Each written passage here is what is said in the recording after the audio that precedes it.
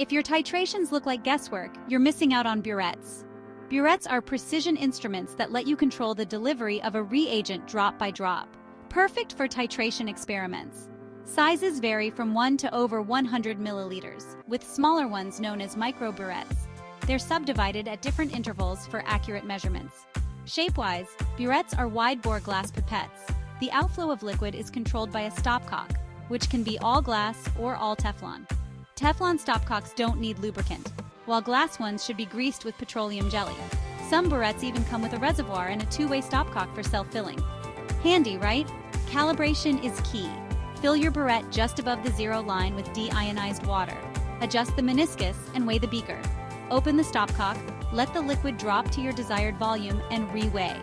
Accuracy is everything. So next time you're in the lab, remember, mastering titration starts with mastering your burette. Happy experimenting!